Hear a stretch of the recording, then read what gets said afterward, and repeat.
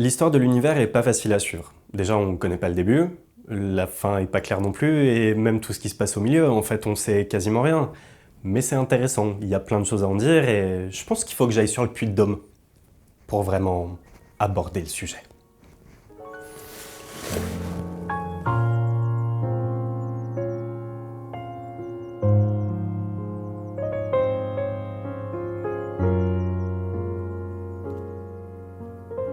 Dans les années 60, il y a une équipe de physiciens américains qui était chargée de mettre au point un détecteur d'ondes très sensible pour recevoir les communications des satellites en orbite.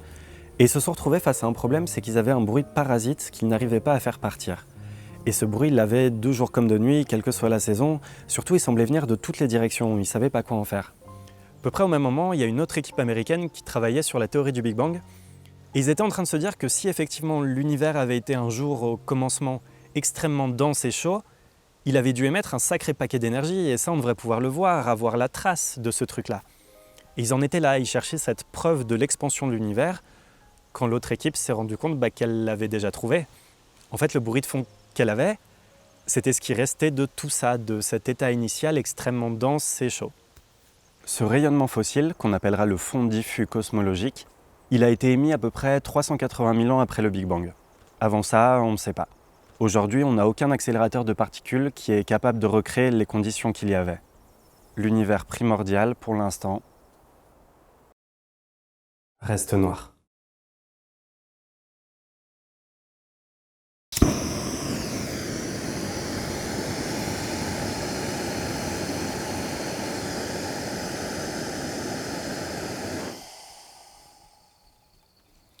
Le truc, c'est que les conditions au début sont tellement dures que les photons, donc des petits paquets d'énergie qui sont échangés lorsqu'on émet de la lumière, ne peuvent pas s'échapper.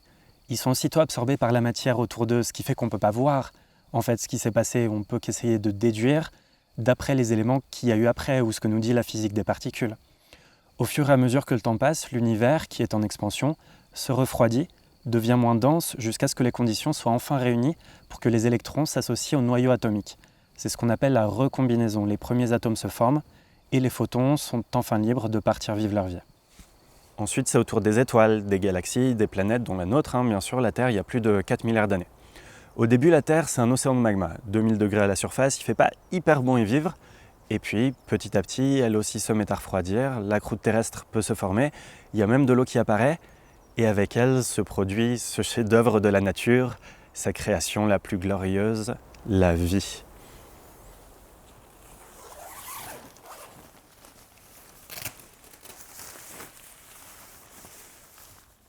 Au début, la vie, c'était un peu compliqué, parce que le café n'existait pas, pour commencer. Et puis surtout, on a beaucoup plus de questions que de réponses. C'est possible que la vie sur Terre ait une origine extraterrestre, que des comètes aient apporté des micro-organismes qui auraient survécu. Mais ça fait que déplacer le problème, parce que si la vie sur Terre vient de Mars, comment ça s'est passé là-bas? Ou alors elle est apparue ici, grâce à des mécanismes encore très mal compris, mais on s'intéresse beaucoup par exemple aux monts hydrothermaux, ces espèces de cheminées là qui est au fond des océans, parce qu'on s'est aperçu en fait qu'elles débordaient de vie malgré des conditions très dures de pression et de température.